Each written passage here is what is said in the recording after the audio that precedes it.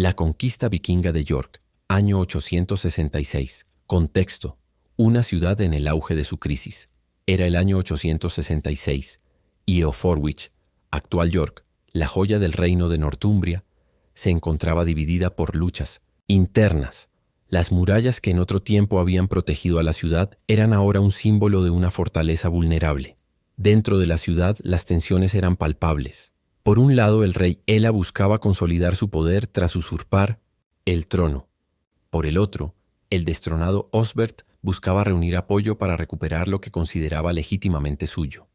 Mientras tanto, en las costas del este, el gran ejército pagano, liderado por los hijos de Ragnar Lodbrok, había llegado con un propósito: venganza por la muerte de su padre y conquista de tierras ricas en recursos. Ivar el Deshuesado, Halfdan y Uve, hombres de impresionante habilidad estratégica, habían escuchado de las divisiones en Northumbria y sabían que el momento de atacar era perfecto.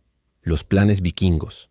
Aprovechando la debilidad política de Northumbria, los líderes vikingos se establecieron en un campamento cercano, recolectando información sobre la ciudad y sus defensores. Mientras las disputas internas paralizaban la preparación sajona, los vikingos forjaban su estrategia con precisión. El plan maquiavélico de los hijos de Ragnar. El invierno estaba en su punto álgido cuando el gran ejército pagano comenzó a moverse hacia York. Aprovechando la nieve que cubría los campos y los ríos helados, los vikingos se acercaron a la ciudad con sigilo.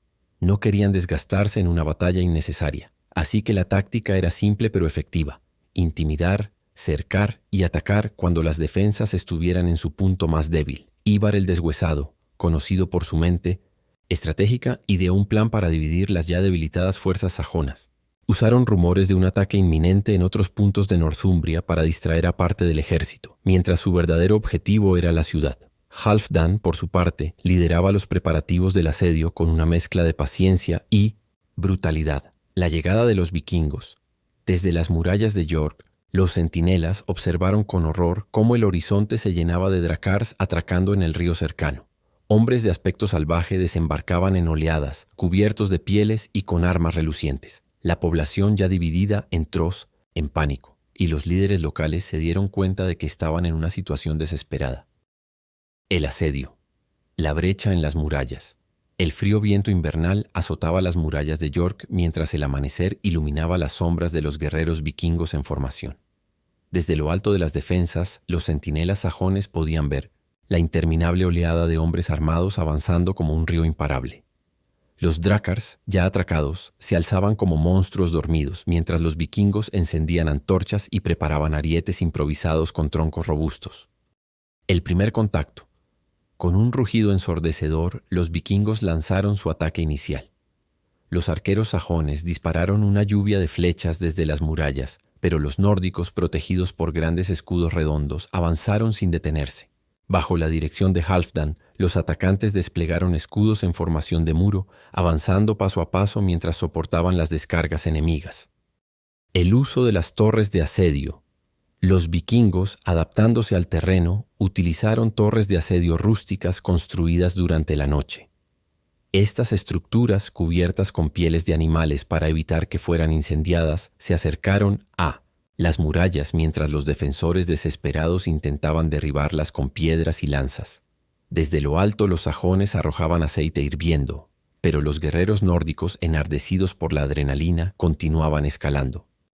El choque en la puerta principal. Los arietes comenzaron a golpear las puertas principales con una cadencia implacable. Cada impacto resonaba como un tambor de guerra que hacía temblar a los defensores dentro de la ciudad.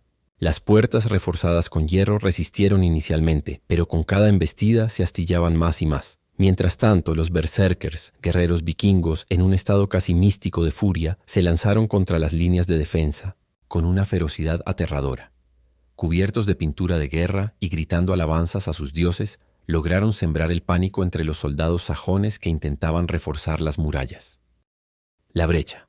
Tras horas de combate, un rugido de victoria se alzó desde las filas vikingas. Una sección de la muralla, debilitada por los constantes ataques, finalmente cedió.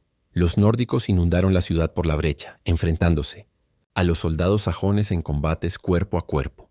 Las calles estrechas de York se convirtieron en un caos de gritos, sangre y acero.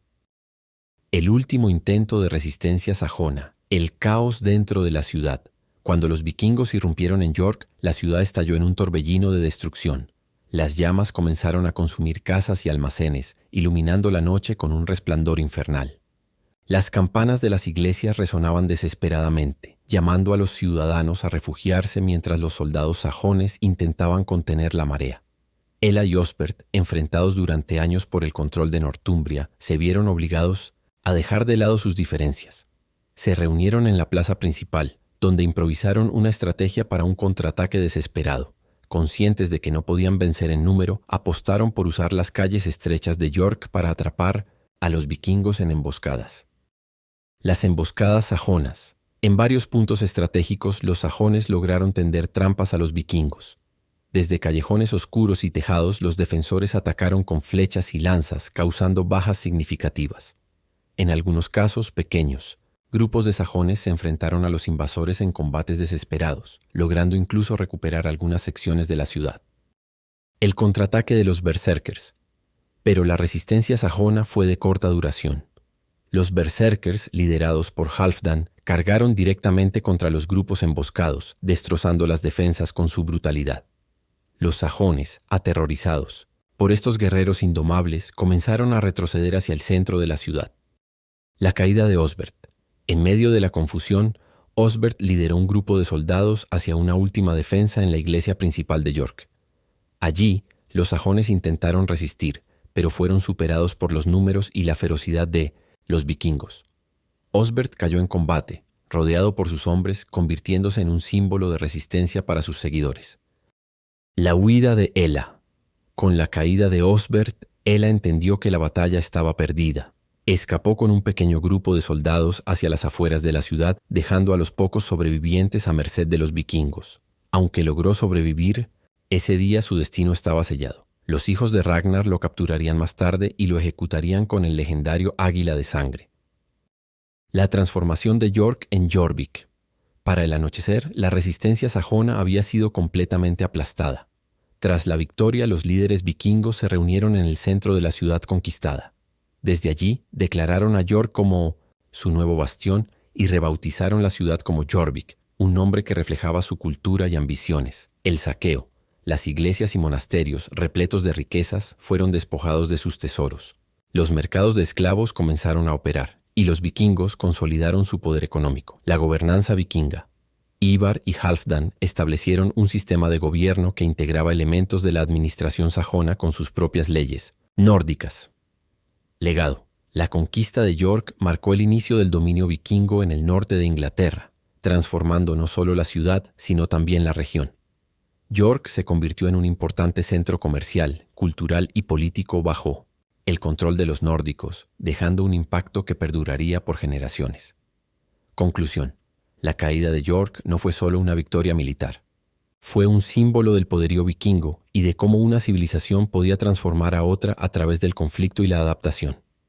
Si te ha sorprendido la historia de esta batalla, no olvides darle like y suscribirte al canal para más videos sobre los momentos más impactantes de la historia. ¿Te gustaría saber más sobre otros enfrentamientos épicos? Déjanos un comentario y dinos qué tema te gustaría ver a continuación. Nos vemos en el próximo video.